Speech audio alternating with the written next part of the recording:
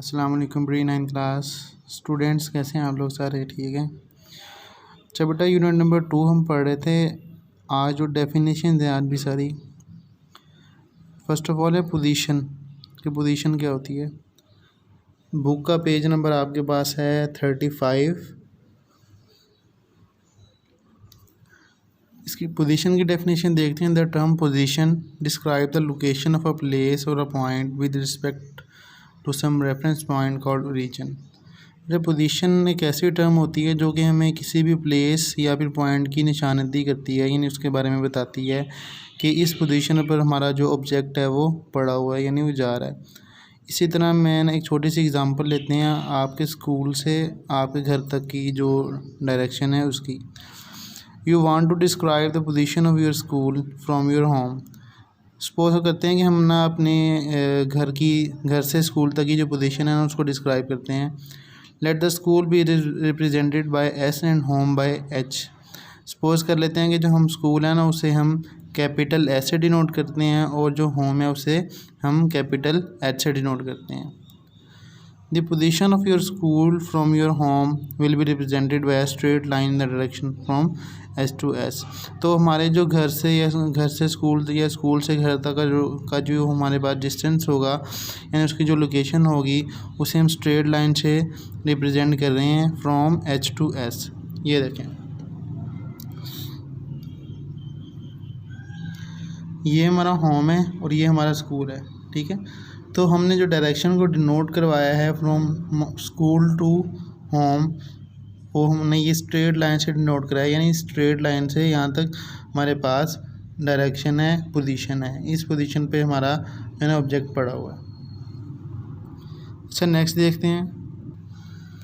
अच्छा, next definition है हमारे पास डिस्टेंस एंड डिस्प्लेसमेंट। डिस्टेंस और डिस्प्लेसमेंट में क्या फ़र्क होता है ये देखते हैं कि डिस्टेंस क्या होता है। Length of a path between two points is called a distance between two points. इसकी डेफिनेशन हमें बताती है कि दो पॉइंट्स हैं ना हमारे पास। सपोज करते हैं हमारे पास ए पॉइंट और बी पॉइंट है, उन दोनों के दरमियान में जो लेंथ है हमारे पास वही डिस्टेंस है उन दो पॉइंट्स के दरमियान, ठीक है। यानी कि सिंपल हम ये कह सकते हैं कि दो पॉइंट्स के दरमियान जो लेंथ होती है वो हमारे पास, उसे हम डिस्टेंस कहते हैं। यानी दो पॉइंट्स के दरमियान में जो लेंथ है, सपोज़ वो 2 मीटर भी हो सकती है, 5 मीटर भी हो सकती है, 10 मीटर भी हो सकती है, तो हमारे पास लेंथ होगी उन दो पॉइंट्स के दरमियान। अच्छा बच्चे, आगे जो डिस्टेंस होता है ना हमारे पास स्केलर क्वांटिटी होती है। Distance is a scalar quantity, its SI unit is metre, और इसका जो यूनिट होता है वो मीटर होता है। इसे एम से डिनोट करते हैं।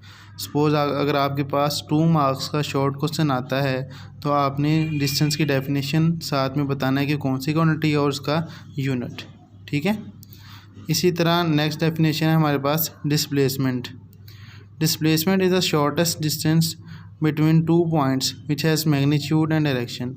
अच्छा बेटा, जो डिस्प्लेसमेंट होता है उसके अंदर ये फ़र्क होता है कि ये भी हमारे पास शॉर्टेस्ट डिस्टेंस होता है टू पॉइंट्स के दरमियान, लेकिन उसके अंदर जो डिस्टेंस होगा यानी उसकी जो हमारे पास कोई ना कोई मैग्नीट्यूड और डायरेक्शन होगी, यानी किसी डायरेक्शन में वो ट्रैवल करेगा, यानी किसी डायरेक्शन में जाएगा और उसकी मैग्नीट्यूड भी लाजमी होगी।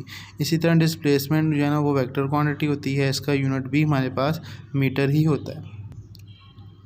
अच्छा बेटा, इसके अंदर ना एक MCQ है, इसको भी आपने याद करना है कि falcon can fly at a speed of 200 kilometre per hour. जो है ना ये अक्सर पेपर में MCQ आ जाता है कि फाल्कन की स्पीड में फ़्लाई करता है, 200 किलोमीटर पर आवर की स्पीड पे फ्लाई करता है। ये आज का लेक्चर था बच्चों, ठीक है। नेक्स्ट लेक्चर में मिलेंगे। अल्लाह हाफिज़।